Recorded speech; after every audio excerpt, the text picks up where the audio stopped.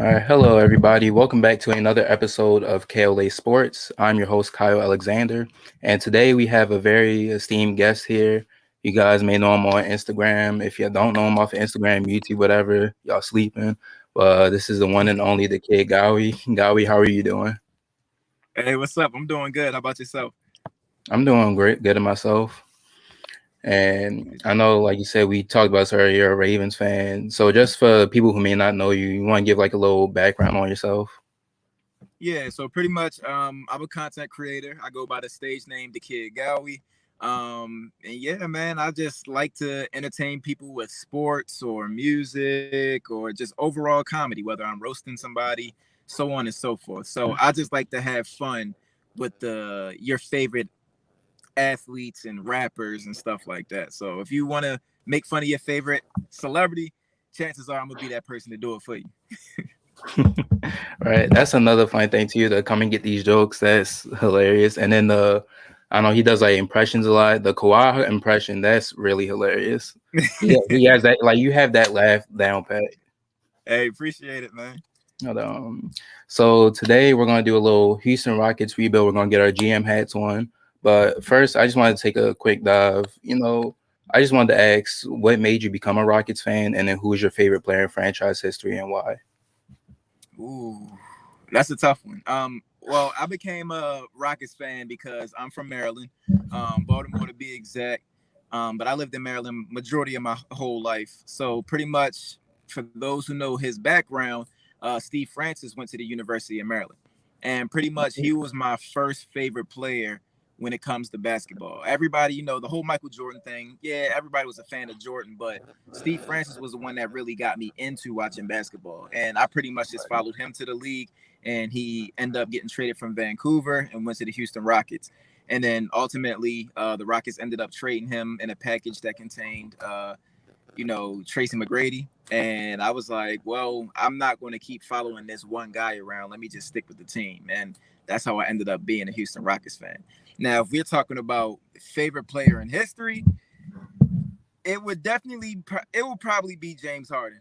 James Harden definitely would be my number one, but my second would probably be Yao Ming. And that's Ooh, funny. It catches people off I would guard. say that's interesting. Yeah, but when Yao Ming was playing, Yao Ming was my guy. I had a Yao Ming jersey, like Yao Ming everything. I even had an ex-girlfriend that bought me like a Yao Ming beanie baby. Now Yeah. it's like people knew that was my guy. So yeah, it would be Yao as number two. All right. Yeah, that's interesting. I never really hear people say Yao Ming as their Mm-hmm. favorite player, but it's interesting. I know for me, I'm a Bulls fan, and I got into Chicago because I like Jimmy Butler and Derrick Rose, Okay. and Jimmy was just like that guy who was overlooked and was always putting in that work. But of course, I was only a fan when they had him for a season. Now I see him get traded to Minnesota. I'm like, okay, great. So I just want to decide to rebuild when I become a fan. But we staying loyal. We not switching up. We staying loyal. Hey, see, but that's what I respect. I respect people like that. And it's, no disrespect to the LeBron fans out there, but y'all do too much bouncing around, bro. It's cool to be Yeah, a fan from afar, but once you pick a franchise, ride with that franchise. Things will get better eventually, and it hits better. It hits much different when you win a championship. Now, I haven't been blessed with definitely. that yet, but hopefully someday I'll be like, yo, I really saw the Houston Rockets win the championship because I wasn't a fan in the 90s when they won two of them. So I Right. don't claim those. Maybe soon, or Yeah. in the future. So I think we can get started with this rebuild. So first, I want to take a look at the current roster and see if they have any key free agents. So I'm gonna Hmm. share my screen up right here.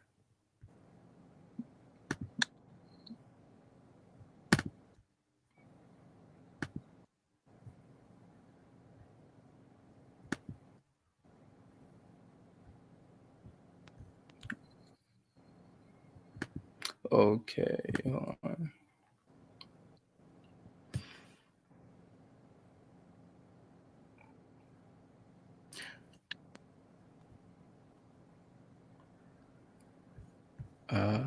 Okay. Yeah, I probably should have done this earlier, but all right, I just gotta fix something real quick, and then I'll have it back up. No problem. I guess we can start talking about some players. I know one big name was John Wall, and it was Mhm. interesting because I saw something on Instagram. I'm not sure if this is true, but basically, somebody made a poll saying is John Wall staying or leaving, and John Wall voted on it saying like he was leaving, and some Mhm. fans might speculate that that's actually him. So, what are your thoughts on what Houston should do with John Wall? Well, just for that, I know that John Wall, he did verbally come out and say that that was cap. He wanted to stay in Houston. But I know exactly what post you were talking about, and he kind of addressed that. But as far as John Wall, as much as I like him, um, it's I want to see John Wall go somewhere where he can actually make an impact. And there's no shade to, Houston or nothing like that, but I don't want him to waste the back end of his years just fighting on a team that's rebuilding. Like, we really don't have a direction. We don't have championship aspirations as of right now. Right now we're just trying to build a Right, solid foundation and just try to build something, build a new culture.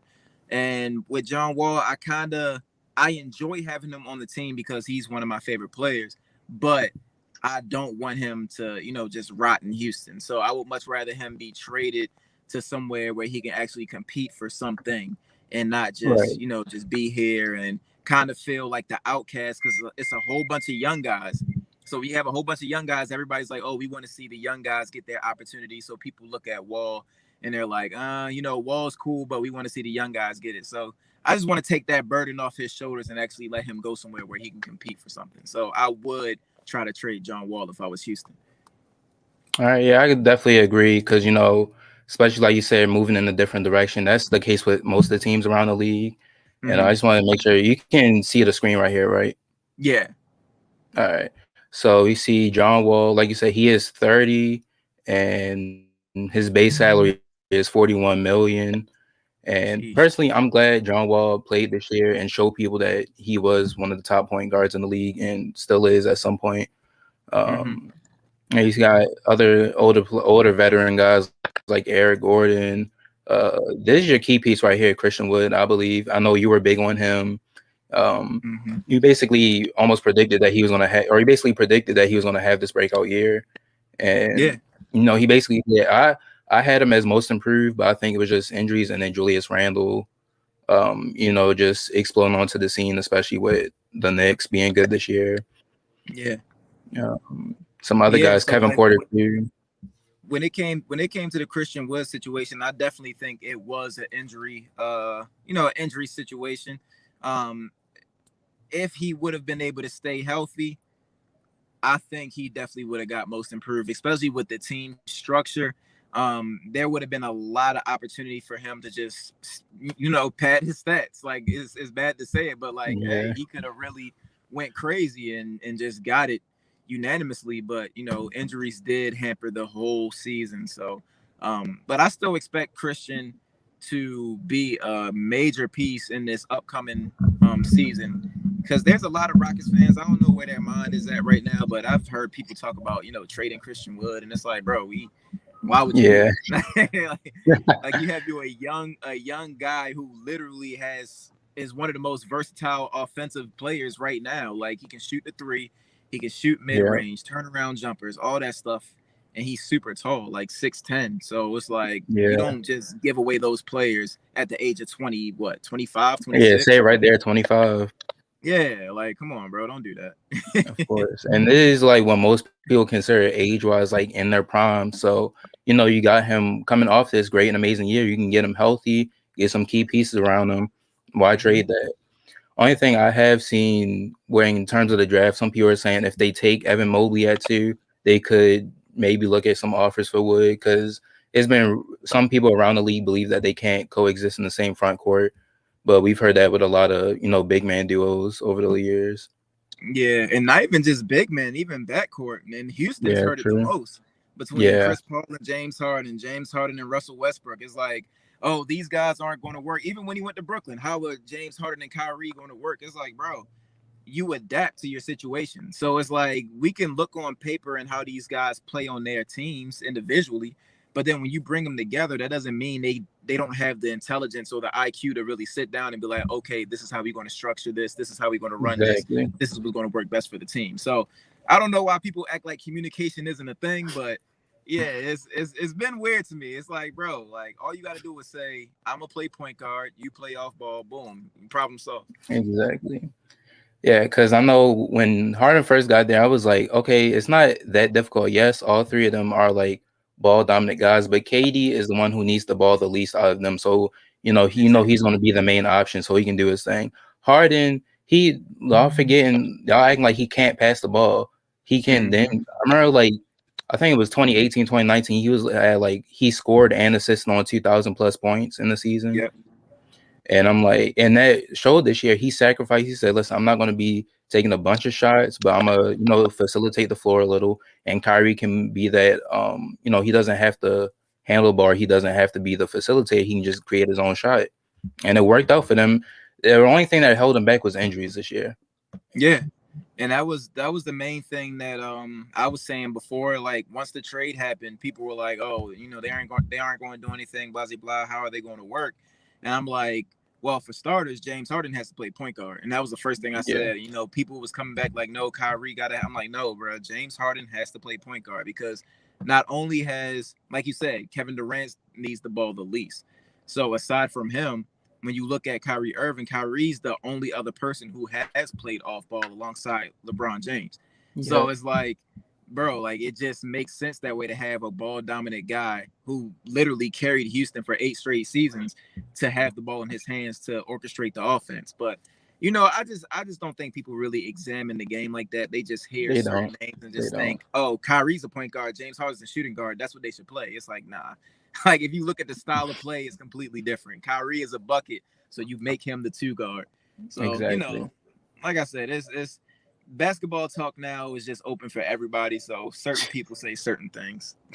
Definitely. And I remember another thing too, my take on the net situation was okay, Harden, he may seem like a ball dominant guy, but that's because he was put in the position. He wanted more money. He wanted to be the guy in Houston.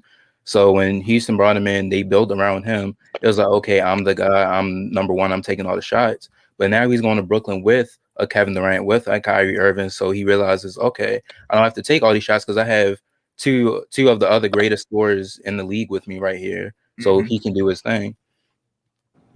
And I And will admit, I just want to admit I was wrong on James Harden because I know before a couple years back in Houston, I don't know if I just fell into like the recency bias, but I was just like, I don't know, Harden. He just seems like inconsistent with his scoring or inefficient, and mhm. he improved that later. So I was just like, all right, I was wrong. Which honestly, I love because I know a lot of people in sports media won't admit what they're wrong, but I love when a player proves me wrong because it shows like they're putting in the work and they're gonna prove everybody wrong. Yeah, and that's a fact. And I think with James Harden, I wouldn't technically say you were wrong.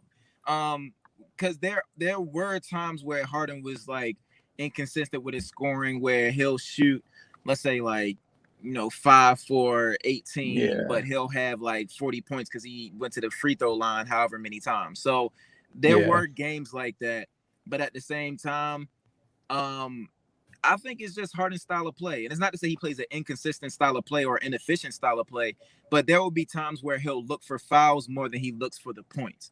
And I think definitely. when he Yeah, finds himself in those situations and he has those situations where he forced step back 3 pointers and stuff like that, those things always bothered me as a James Harden fan because it's like, bro, like you could be so much more of an efficient player if you just stop all the extra. Like go out there and get that bucket. You don't gotta when you drive to the paint, actually look to score. When you shoot a three, actually look to score. Don't just fall on the ground, all that extra stuff, because then if you don't get that call, you wasted a possession and you look yeah, bad. So it's like yeah. you gotta chill. But just to add on to the thing that you said about players proving you wrong, I think the worst take that I've ever made is I said that Joel Embiid was a bust waiting to happen. And that was Ooh. the worst the worst take I could have ever made. So I definitely feel you about being proven wrong. And it's a good thing. It's never like like yeah, but this, or I'm still trying to hold on to that and still wait for the day to pray for his downfall so I can be right. Like, nah, Right. I enjoy watching Joel Embiid play because I feel like his style of play is very versatile, but Definitely. it's also somewhat traditional because like you look at guys like Hakeem Olajuwon and those dudes who had that finesse in their bag, and that's what Joel reminds me of. Yeah, definitely. He's kind of adapted to like that new guard of that new type of big where he can shoot, stretch the floor, and all that. Exactly. And I think my worst take, this probably just because I'm younger, but I thought Kevin Knox is going to be like one of the best players from his draft.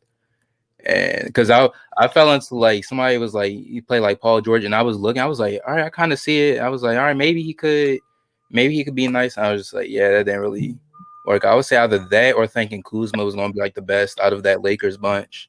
Yeah. Yeah, a lot. I feel like a lot of people thought that, but I'm glad Uh, Brandon was doing his thing. I'm still I'm still. I don't think he'll be the best, but I still have high hopes for Kuz. I just think he needs to relocate and find himself as a hooper because he has the potential to be the best out of that bunch. As far as like overall game, because he's improving Definitely. defensively. So like now that he's improving defensively, he just has to get back in his offensive bag, and that'll make him more of a complete player than anybody else. Whether it's Randall, whether it's Clarkson, whether it's whoever, Yeah. Josh Hart, whatever. So yeah, I think there's still hope for Kuz, but yeah, bad takes are only bad takes until they're proven right. So it's like it may Yeah. sound cliche, but it's like you can say something like like a Kyle Kuzma being the best of that bunch, and then all of a sudden Kuzma gets traded to OKC, and now he's averaging 20 points, 10 rebounds a game. So you never Right. really know. Anything can happen. Definitely. I mean, Chicago, if you want to trade for Kuzma, I'm just putting that. I'm just putting stuff out there. But You know how Lakers fans are. They're gonna try to get oh, Zach LaVine. yeah, they gonna be. We want Zach Levine, Vucevic. We want Kanye West. Throw him in there.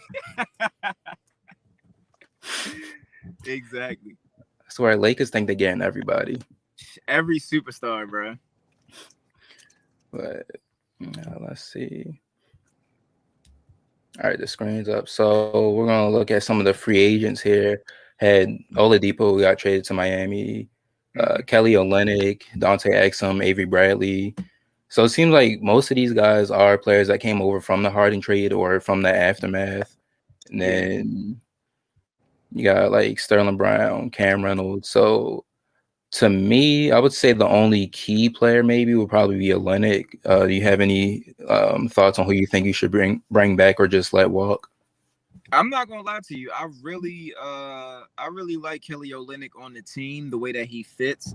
I just don't. I'm hoping it's not one of those situations where he played so good to get a contract extension and then he'll be Yeah, trash once we sign him. So that's kind of like a dangerous game. So, if it was up to me, I personally wouldn't bring any of them back just to play it safe. And I like I said, I would just try to go into a full rebuild. Like we have 3 first-round draft picks this year. Go ahead and get your number 2 guy, get your 23rd, 24th, and just call it a day. Um, I think it's 20, yeah, something like that. But yeah, it's yeah, just like if we bring Olynyk back, you are risking giving that contract, and then he'll end up being an 11 point per game player versus putting up the numbers that he was putting up before. So that's just a dangerous game to play, and yeah, I hate getting a player on expiring contracts because you get that 1 year rental, not even a year. It was a couple months if that, but you get that little yeah, rental. You see a little bit, and you don't want to overshoot it just because he looked good in that small time frame. Because basketball is a long season. You're right, talking about yeah. 70 to 82 games, depending on what's going on. So, yeah, it's crazy. Right. Like, yeah, because we see players like that all the time. Like, we seen Julius Randle play good in his contract year. Then next year it was like, all right, his production went down. Or even, there's the biggest case I say, Hassan Whiteside had that Yeah, historical year, got that extension, and just said, okay, I don't really care. Because he was just worried about getting his 2K rating up half the time. yeah, But and like I said, dangerous game, man. Those contract years, you can risk it, but the moment you do it, sometimes things don't pan out. So I yeah, don't know, man. Good luck to definitely. everybody that's trying to do that. Yeah, definitely. I agree with you there.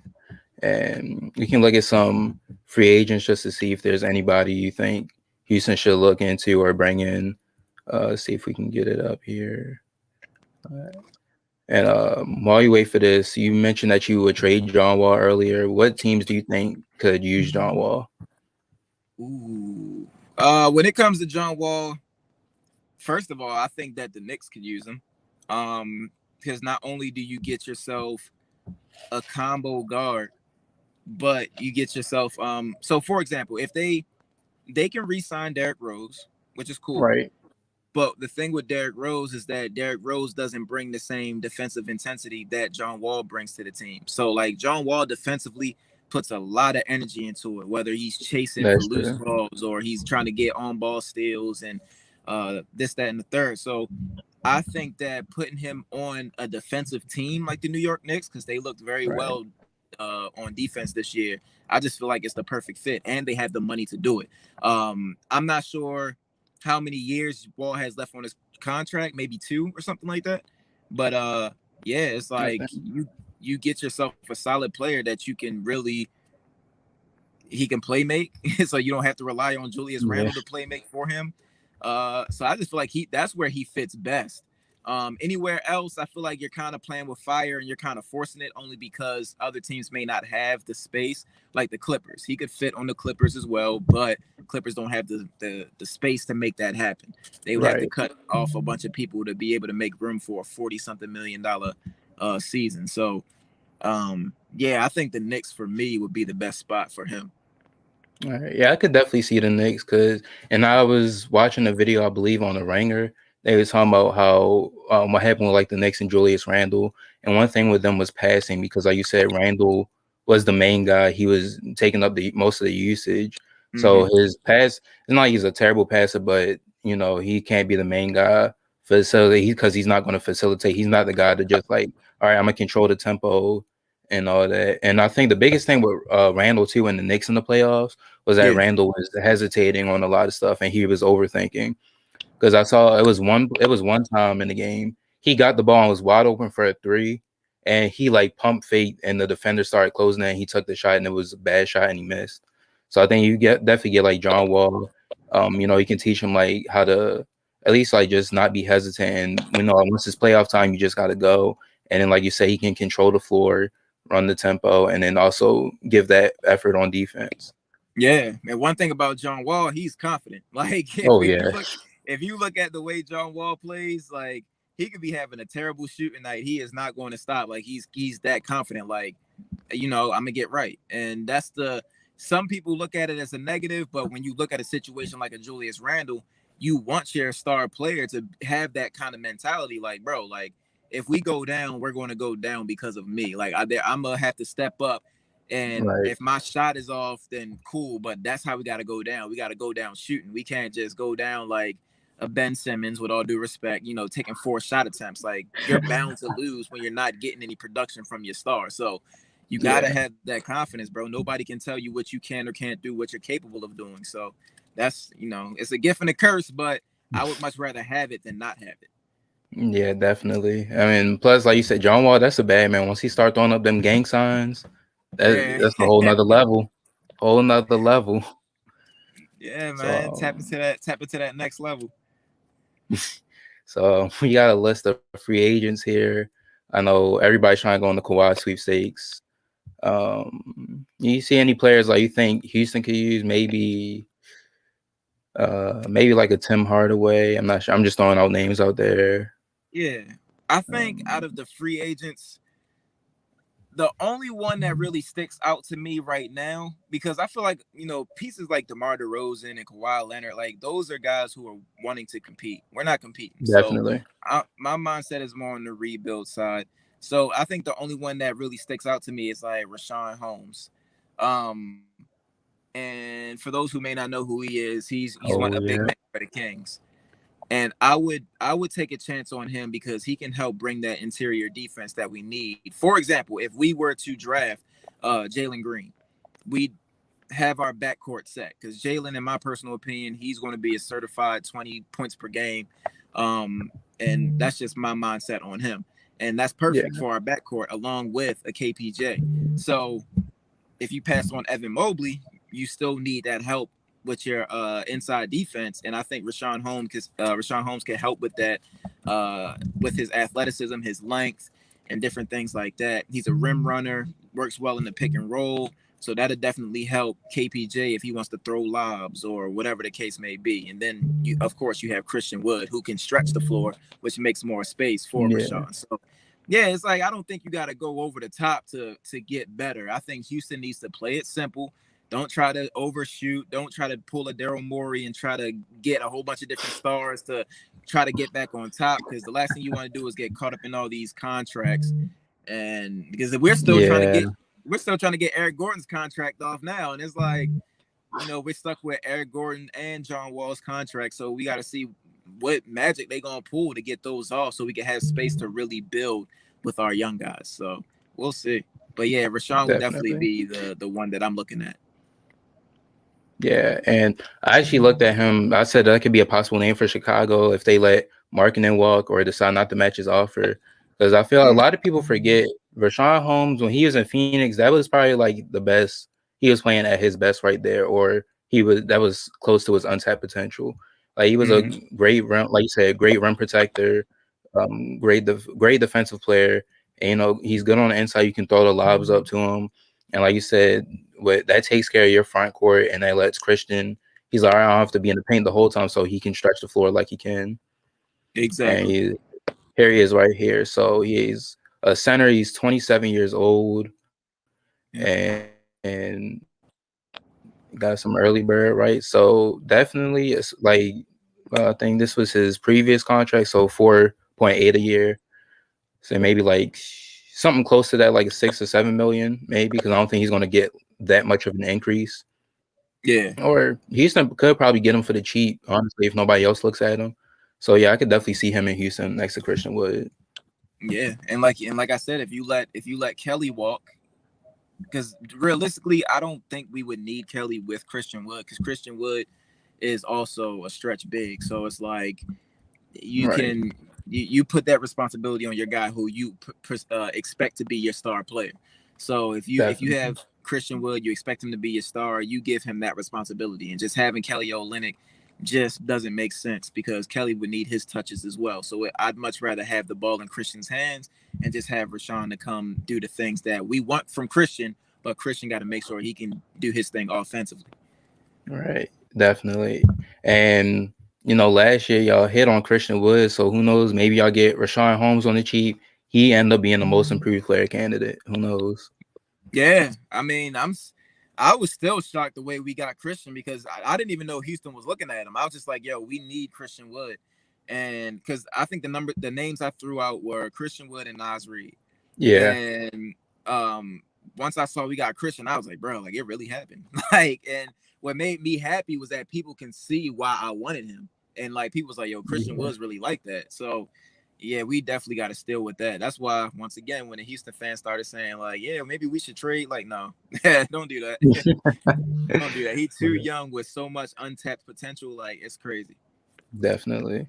And like you said, well, my thing with was when I first saw he signed it, I was like, oh, okay, because I'm gonna be honest with him, I was a casual. I didn't know him at the time. And I Mm-hmm. just heard like, all right, he was in Detroit and wasn't bad. He had like I think he averaged like 14 to 16 points in Detroit, something like Mm-hmm. that.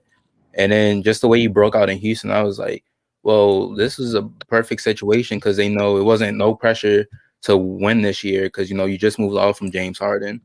Yeah, So you're in a rebuilding state, and then it's like anybody. This is anybody's chance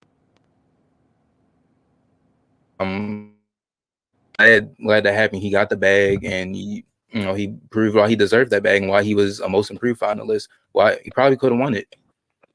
yeah. He just got to spend this off season getting right, getting physically fit, working on his balance. Because those ankle problems can affect him. If he need to, hit up Steph Yeah. Curry, ask him what he did to get his ankles right, and we gonna be good Oh from there. yeah, So. yeah.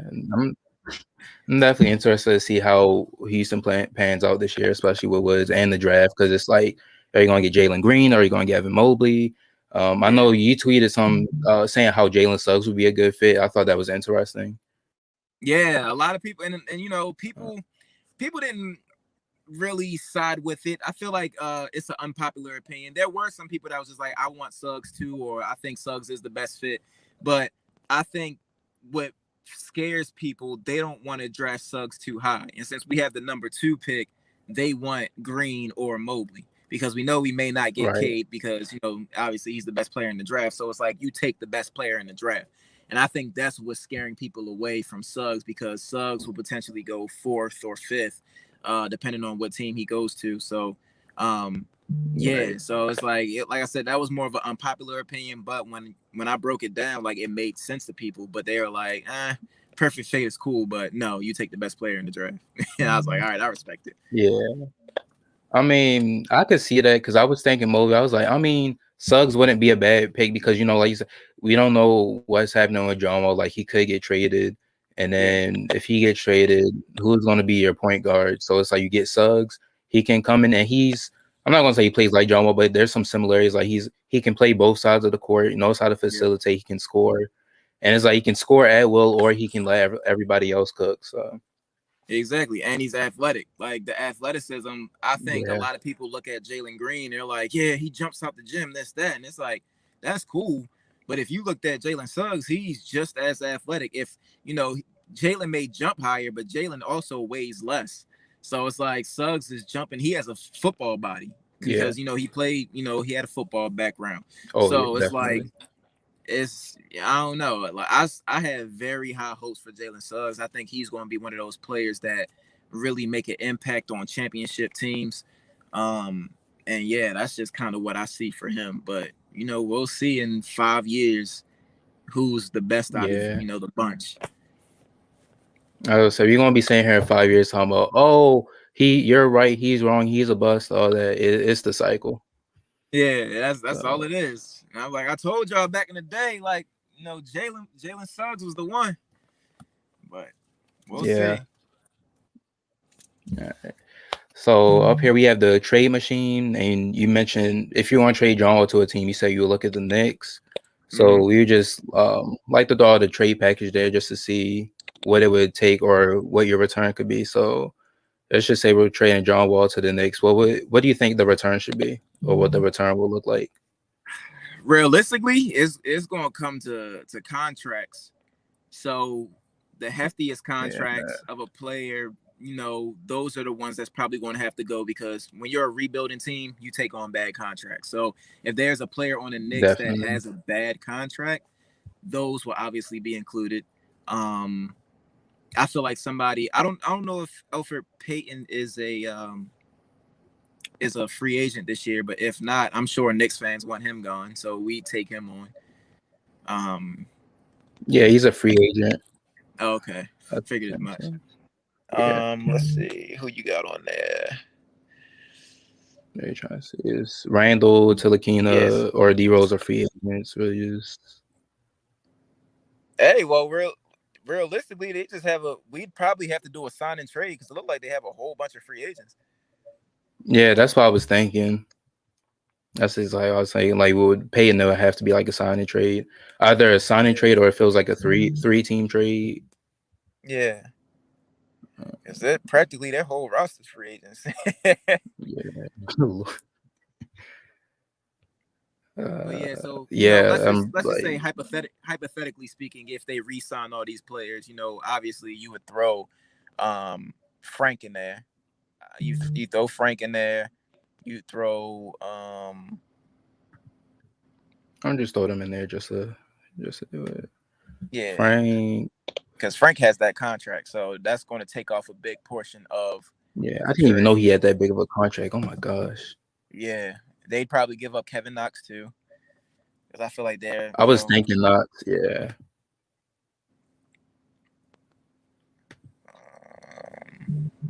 trying to think who else. Like I said, Reggie Elfrid Payton, Bullock.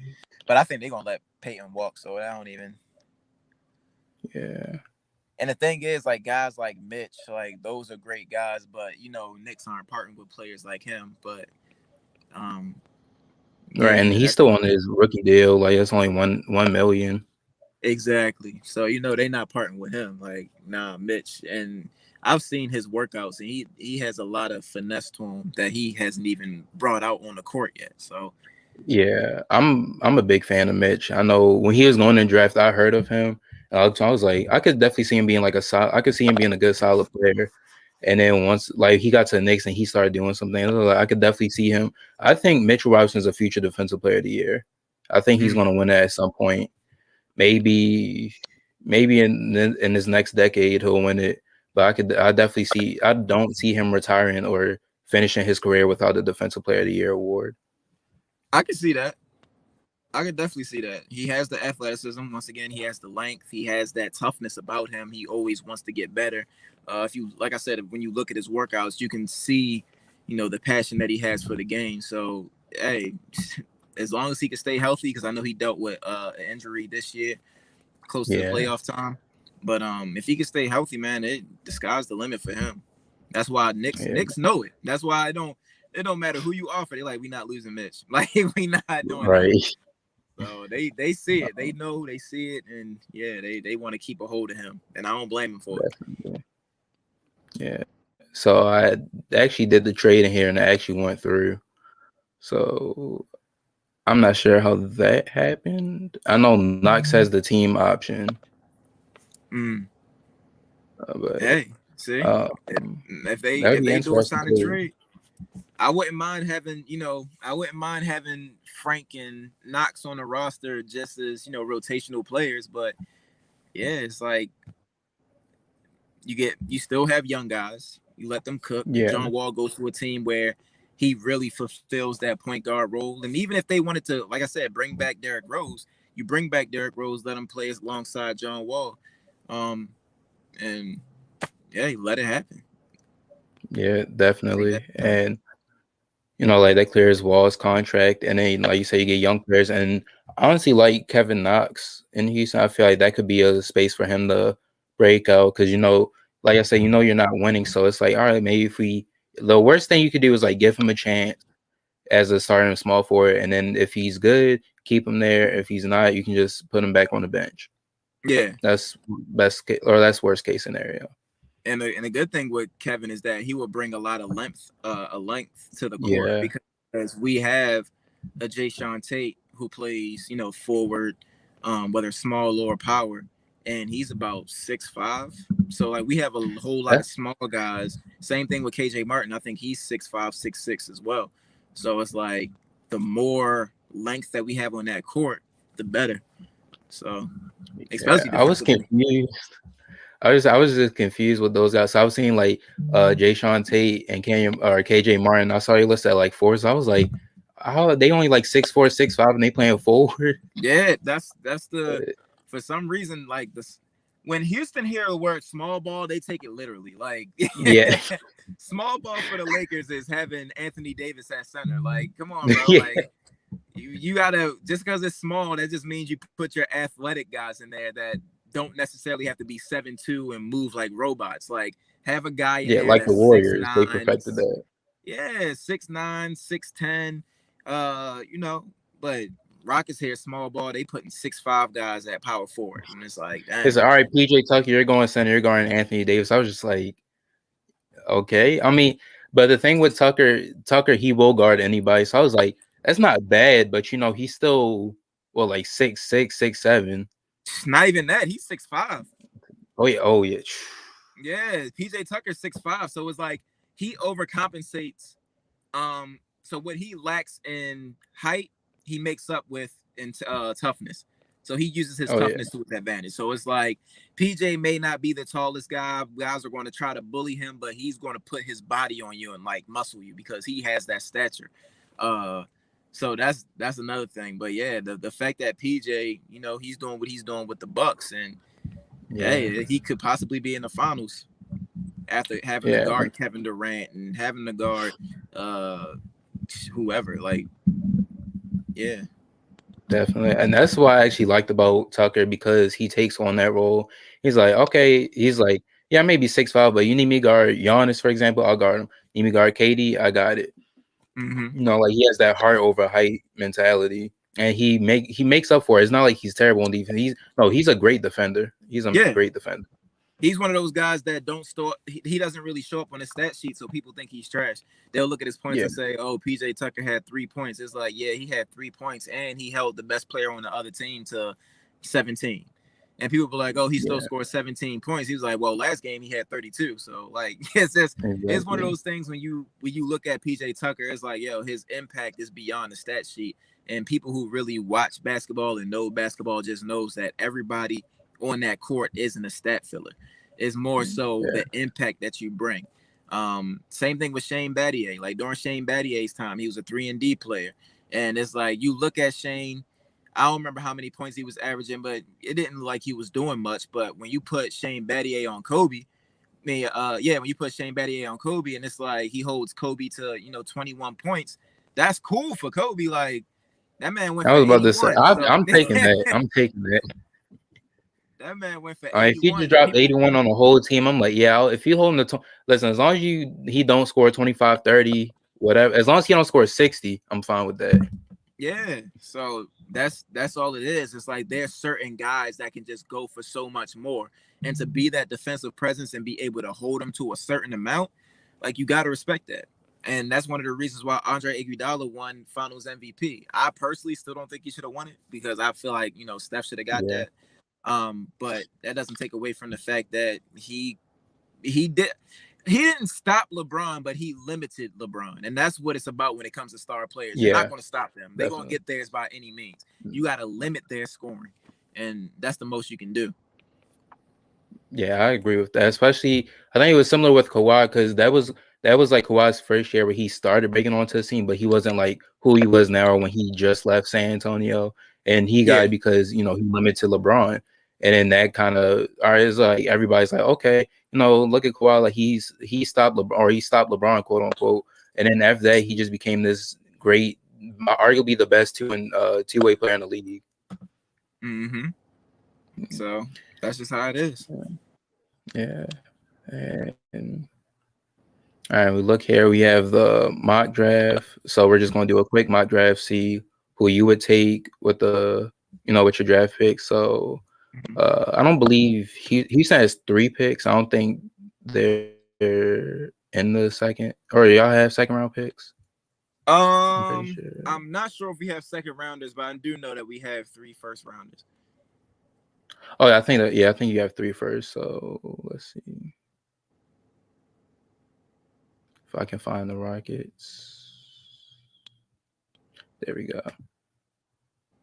Yeah, because I think I did one time just to check. So I think it is just 3 first rounders. So first round, and we're gonna use I tried using ESPN draft board, and they had Kate. I simulated twice, and Kate didn't go first. So I was just like, okay. So that was just weird. Because I was like, I mean, I know Rockets fans will love if Kate fell to 2, but I don't see that happening.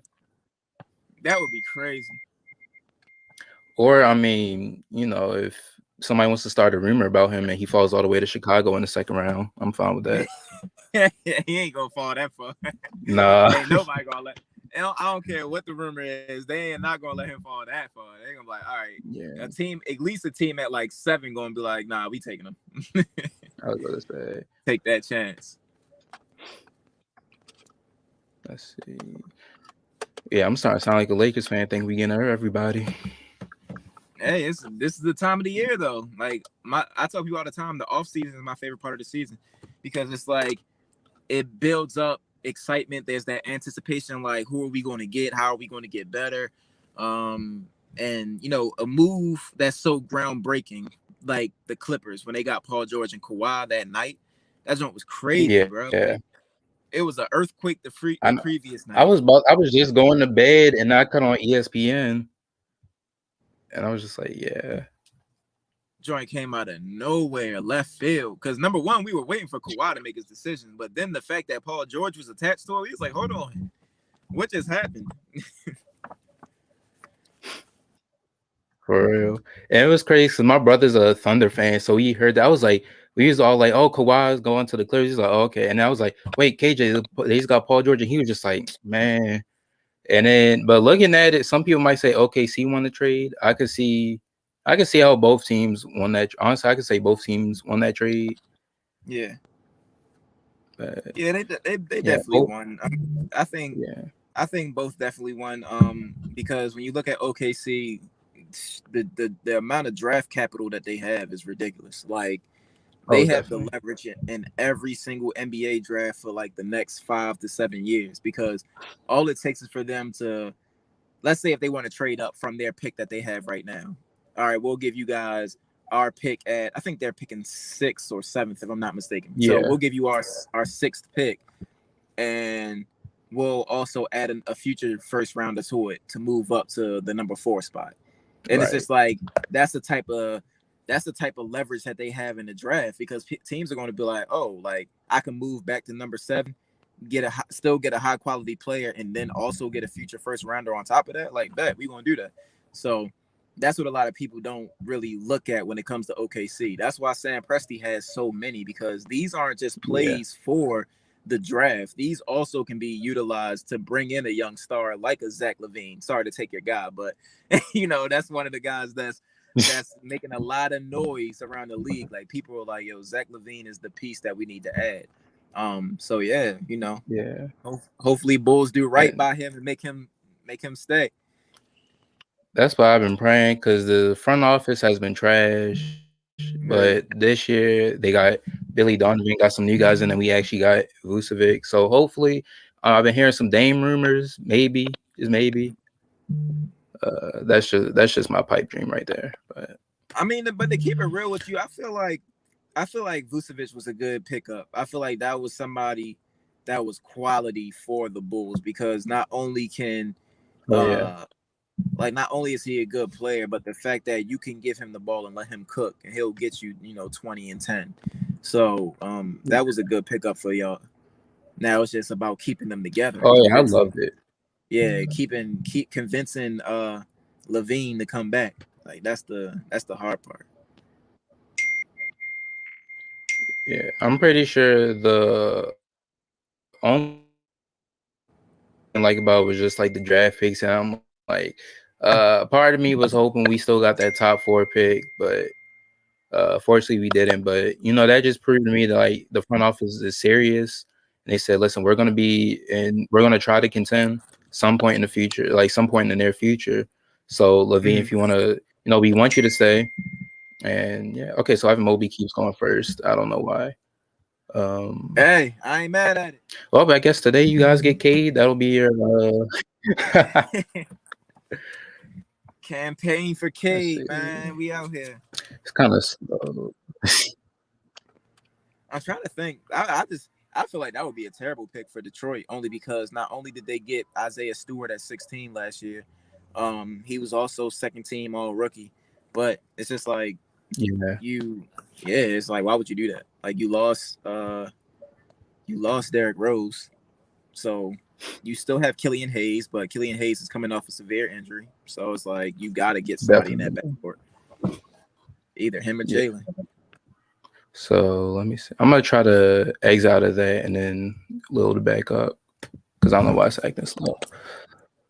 Uh,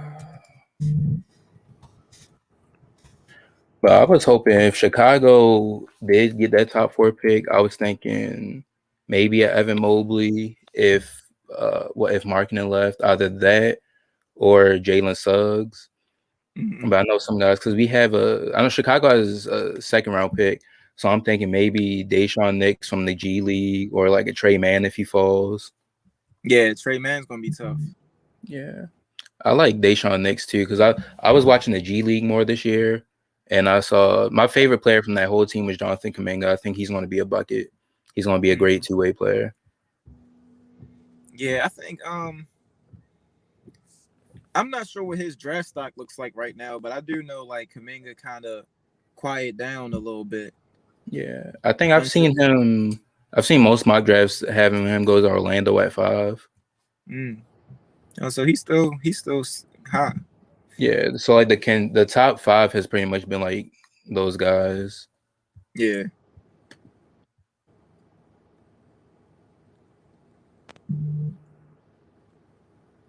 I don't know why this isn't working, but I know, like you said, the main 2 players we've heard was Evan Mobley or Jalen Green. So assuming Cade goes first, if Detroit doesn't mess that up somehow, let's see, who are you taking? You're the GM. You're in charge. Who are you taking? Are you going with Green or are you going with Mobley, and why? It's funny because before the lottery and all that stuff happened, I was real big on Mobley. And I was like, I'm off the Cade Cunningham. And this is when, like Cade was still a thing. Everybody wanted Cade. And I was like, I'm kind of off the Cade bandwagon. I kind of want Evan Mobley because I feel like he fills a lot of needs, especially defensively. He brings that interior presence that you need in order to be successful, because Rockets was getting killed on the interior last season because we were so short, 6'5" power forwards and stuff like that. So it's like we need some length, we need some height, we need some versatility inside that paint. And Evan Mobley would fix a lot of that. Yeah. But the closer we get and the more people talk about it and the more I'm looking, and it's like it's hard to shake the idea of drafting a guard, because not only are you drafting a guard, but like I said, in my personal opinion, I feel like Jalen Green is going to be a guaranteed 20 points per game player in the near future. So it's like, do you get the certified bucket, or do you get the guy that kind of helps that defensive void? And also what scares me is 7-footers. And the reason why 7-footers scare me is because I've seen so many get lower body injuries and they really get held up. We've seen it with Joel Embiid. We've seen it with Yao Yeah. Ming. So 7-footers, they have a repeated history of getting injured. Even Christian Wood. Christian Wood got injured last season, Mm-hmm. ankle injury. So that's another thing that scares me. So in this guard dominant league, I'm getting much closer to Jalen Green. I feel like Jalen Green, I'm really starting to get sold on that pick. And then, like I said, we would take that pick and in free agency pursue a player like Rashawn Holmes. And I feel like getting those two guys will really benefit us a lot and make us much better. Because once again, you get that interior defense, but then you also get your certified bucket in your backcourt. Right. Honestly, yeah, I could see that Jalen Green, because I'm high on Green too. I saw it in the G League. Like his shot creating and his IQ is on. You could say it's probably the best in this class. Like his Yeah. shot creating ability is great, and also just like what he does off dribble too, or not off dribble. Like like he can create without the ball. He can create Mm-hmm. off ball and like get that catch and shoot or get that spot up shooting. Yeah. And And once again, like when you have that in your face, and it's like, dang, like this is an offensive league. So no matter how you look at it, defense is important, but it's an offensive league. So it's like, yeah, do we just take him? Because if you don't take him, you let him fall to Cleveland, and Cleveland lost KPJ. Boom, you get Jalen Green, and they right back exactly. like they. It's yeah, I don't know, man. Like I said, I started with Evan, but the closer we get, Jalen's starting to look like the one. Yeah. So we finally got the draft board up here. Kate went first, and it's starting to work. So is Jalen Green the guy? We rocking with Jalen Green at two? Yeah, rocking with Jalen that too. All right. So let's take Jalen here. And it's funny because my friend is a Cavs fan. I think he wants Evan Mobley because Cleveland Mhm. doesn't really have any forwards or anybody in the front court. So he's Yeah, saying I'm guessing he wants you guys to take Jalen Green, and yeah, then because they get Mobley. Evan Mobley makes the most sense for Cleveland because not only what you just said, but the fact that Jared Allen is looking for a $100 million extension. At least Yeah. that's what Woo. Cavs said that they were offering him. So it's like, do you pay that to Jared, or do you draft for Evan Mobley and for much cheaper and build pieces around Evan? Because it's like $100 million for a big man that can't even shoot. Like, nah, we not. Yeah. That's a bad investment. So I would definitely pray that Houston draft Jalen Green, because, well, if I was a Cavs fan, I would pray that they take Jalen Green, because you got to get Evan Mobley, because if you don't, you Definitely. fall into that position of paying that man $100 million, and that's a lot. Yeah. So we actually saw the Cavs take Jalen Suggs in this draft, and the Raptors take Evan Mobley. So So that's that means the Cavs probably traded Colin Sexton. yep. And then Kaminga at 7. I think is that Orlando? No, Orlando is at 8. Orlando took James Blue Knight. I've been hearing a lot about him, Mm-hmm. but Yeah, I think they trade Sexton, but then that's the thing because Garland is they're running Garland at one. Yeah, the one. So would you just move him to the two and then have Suggs be the point? You could. Suggs is a solid playmaker, but the good thing with Suggs is that he can play off ball as well. So if you needed him to play the two, like Yeah, if that's what you needed him to do, he could do that. So that versatility is why I really liked him, because it's like if KPJ wants to be point guard, boom, Jalen, you play shooting guard. But if KPJ was like, nah, I'm just trying to get buckets, I don't want all the responsibility, boom, Jalen, you play point guard. So having right. that versatility definitely would help the Cavaliers. So that's a smart pickup. Definitely. Smart And pickup. plus, you're not losing defense. I know Sexton's been like a pretty good defender, and Yeah. Suggs is a good defender as well. So you're not losing defense. And that's the thing too. I feel in the backcourt situation, you need to have at least one guard that's good on defense. Because Yeah. you look at teams like Portland, you look at Portland, they had Dame and CJ. They were both undersized guards, and they're both not good on defense. So that's one reason why they failed. Whereas you look at the Warriors, you got Steph, who's he's a liability on defense, or he's not that good on defense. But then you have Klay Thompson right there, who's a one of the best two-way players in the league, or one of the better two-way players in the league. So it's like, all right, you at least have somebody right there. Exactly. Yeah. Exactly. So hey man, this draft is gonna be crazy. Especially those first 8 picks. Yeah, It's gonna be it's gonna interesting be to see who interesting. goes where. Because like, Ooh, Sharif Cooper to the Knicks. That's interesting. I wouldn't mind if he fell to Chicago, but I don't think he's gonna fall that far. yeah, Let me see. Because I know people been talking about this draft like it's the more like it's gonna be one of the best. Like it's up there like the 2003, 96, 83 draft and stuff.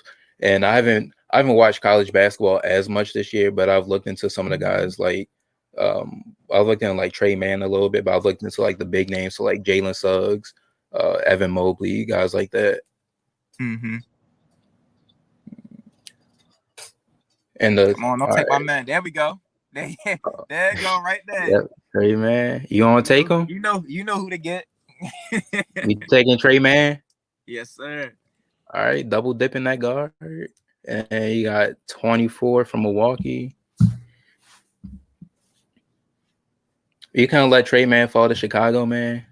Nah, it's too good to be true. You gotta Yeah. take him while it's right there.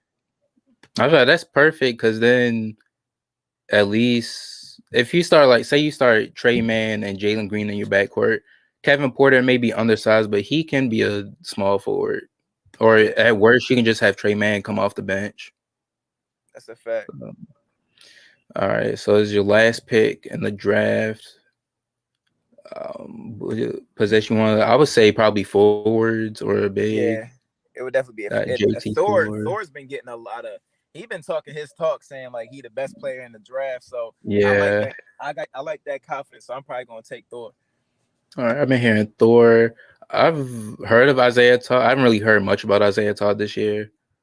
Yeah, Just looking at some other guys first. So I'm guessing Thor's the selection here. We rocking with yeah, JT. I'm gonna take my man Thor. All right. So come on, that's come on now. You got Green, Man, and Thor. Yep. Along with with Wood and Porter. Mm-hmm. Gonna be tough. That backcourt gonna go Take crazy. JT Thor just because you got that name. Hey, you got the name, you got the Ooh, confidence. like, Like I like when players come out and talk that talk, because it's like now you have to yeah, back it up.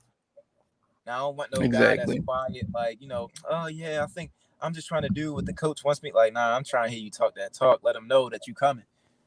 Yeah, you have to have that confidence. Yeah. Let's see. So we got came away with Jalen Green, Trey Mann, and JT Thor in the draft. Do you see any day one starters? Jalen. I was gonna say Green's. I Um, feel like Green's the main guy. yeah. Jalen's gonna be the day one starter. I think Thor's gonna get a lot of time in the rotation based off the fact of him being a power forward and our guys are undersized. So Yeah, I'm because not say right here I'm he Yeah, I'm not sure if he'll start, but yeah, he'll get a lot of minutes in that rotation. Trey Man, yeah. And And then man, man's I could going. see him being like a 6 man or like a rotation.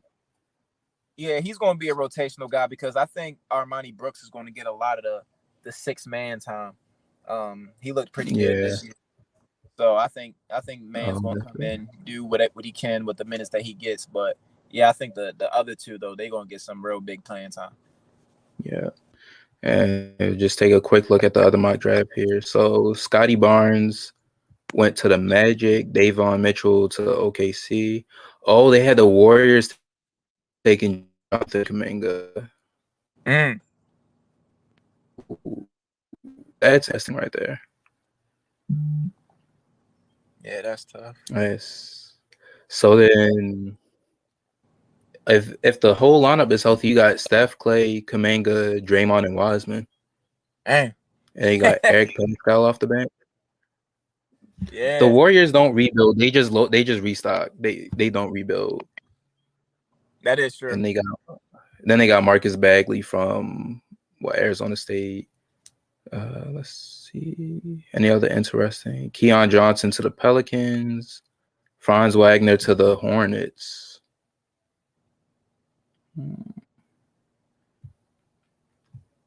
Oh, I like Sharif Cooper to the Knicks too.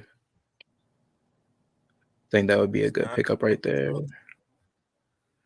But yep, so we got our draft. We got Green. He's going to be the main guy. Trey Man, JT Thor getting some minutes in a rotation. Mhm. So I think with all that said, personally, about all the moves we just did, say I'm trying to think. Maybe Tilakina at the one. Because if we trade Wall, I'm trying to think of anybody we have at point.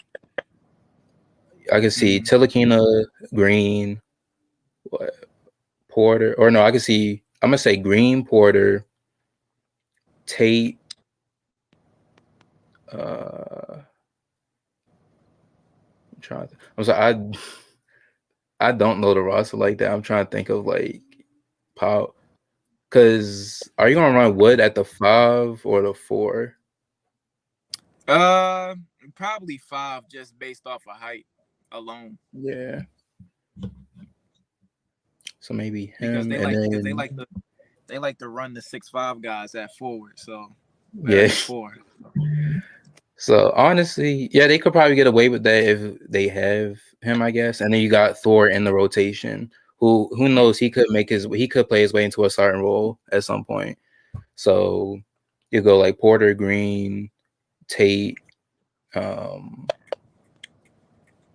well, Martin, and then Wood, I guess. Or you could have Kevin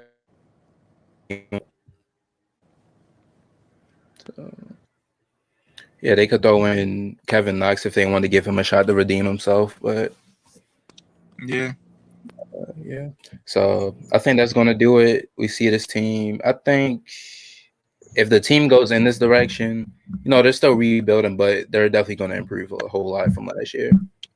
oh yeah, 100%. As long as as long as they stay healthy, that's the main Yeah, thing. That's why we couldn't really make a run last year, because like the lineup was just so inconsistent. I can't even count how many different lineups we had, but it was over 30. So I was like, different starting lineups was over 30. So I'm like, yeah, yeah, we gotta make sure everybody's healthy so they can actually build that chemistry. So right. hopefully things will play out the way it's supposed to. Yeah, so definitely going to be looking forward to this draft, seeing if they go with Mobley or Green. Who knows? Maybe there's a wild card and they pull say we go with Suggs. Who knows? Yeah. But yeah, so that's gonna do it for this episode. Guy, if you want to plug your stuff real quick. Yeah, I'm the Kid Gowie. You can find me on anything at the Kid Gowie. That's DAKIDGOWIE. Yeah, man, his stuff is also in the description below. So you guys, YouTube, Instagram, Twitter, definitely check it out. He's a great content creator, hilarious guy. Appreciate it. So no problem. So that's gonna do it. Hope you guys enjoyed this video. Don't forget to like, comment, and subscribe. And we're going to be back with another team. We're going to try and hit all 30 NBA teams. So we got one down, just 29 more to go.